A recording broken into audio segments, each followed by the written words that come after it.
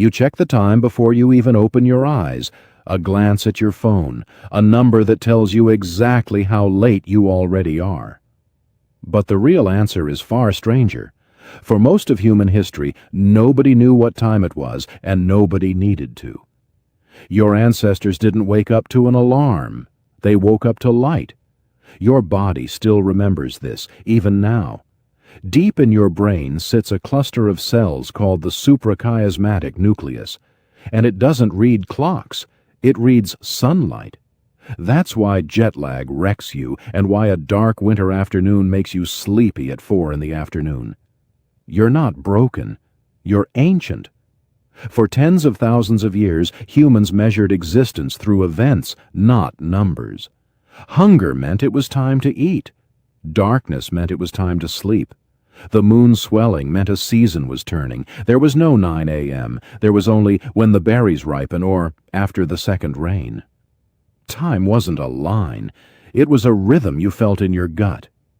In 2011, cognitive scientist Chris Sinha studied the Amandawa, an Amazonian tribe with no words for abstract time.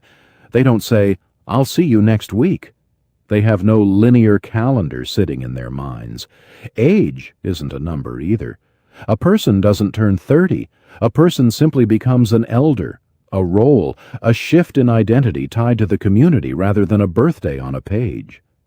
Strange, right? But your own body still runs on something eerily similar.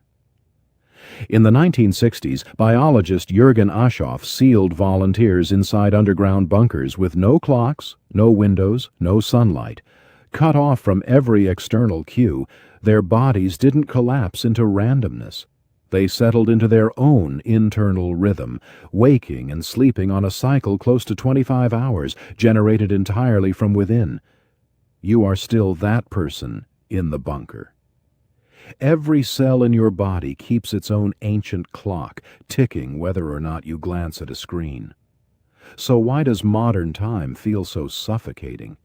Because clock time is a recent invention, barely a few centuries old for most of the world, forced onto a nervous system built for sunrise and hunger and season.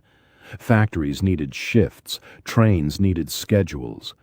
Suddenly a human being became something to be on time for, rather than something that simply moved with the day.